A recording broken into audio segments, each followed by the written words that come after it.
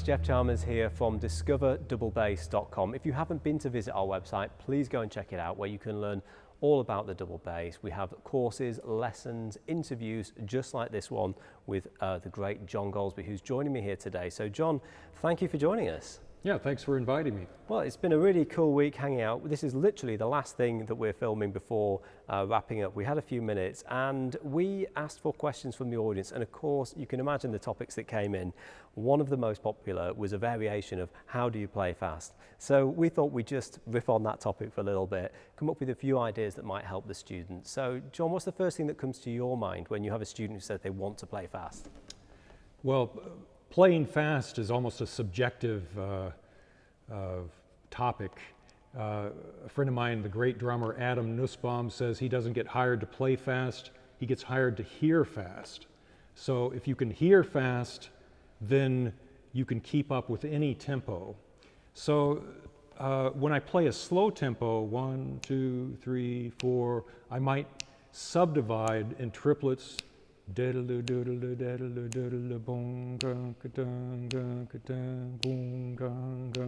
When I play a fast tempo, 1, 2, 1, 2, 3, 4, bump, dun, dun, dun. I'm really thinking a big macro subdivision. So I'm not thinking 1, 2, 3, 4, 1, 2, 3, 4, 1, 2. I'm thinking dun, dun, dun, dun, dun, dun. So if I play a tune like Cherokee, which people like to play fast.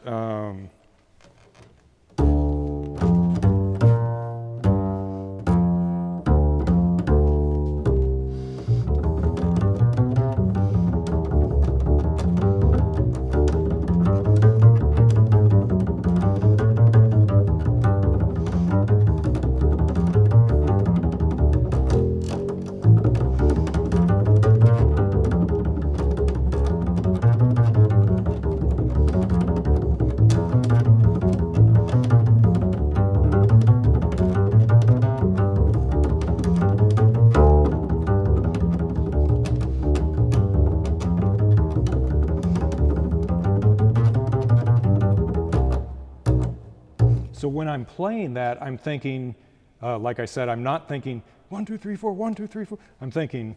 Dun, dun, dun, dun, dun, dun, dun, dun,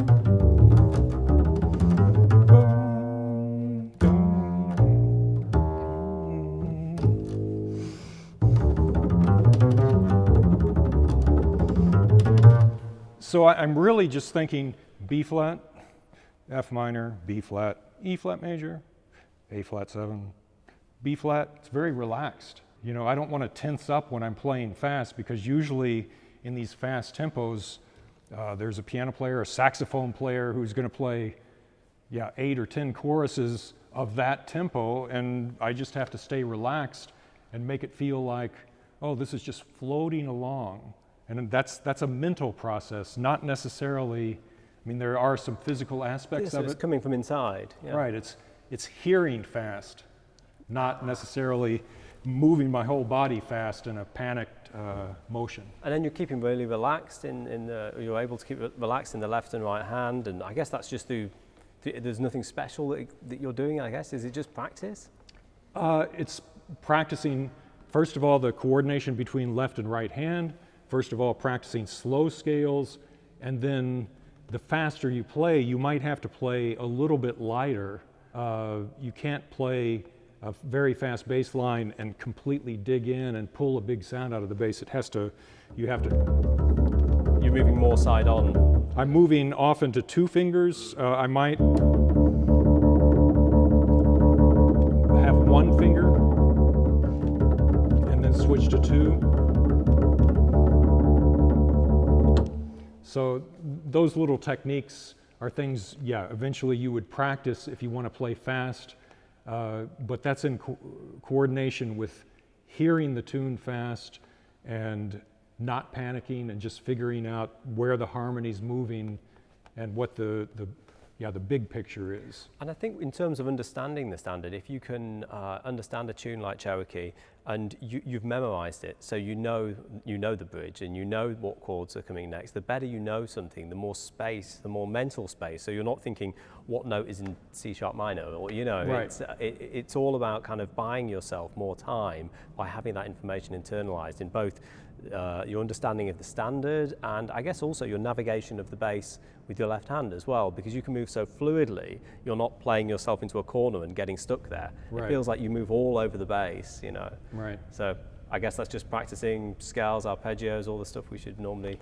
Right, that bass line I just played was almost all in half and first position. I didn't move up and down the bass, so that's another important thing that people should practice. I think players have a tendency to want to move up the neck when they're playing walking lines, but if you see somebody like Ron Carter playing, he'll spend a lot of time in this lower position, what I call the money notes. Those are the notes that the horn players want to hear.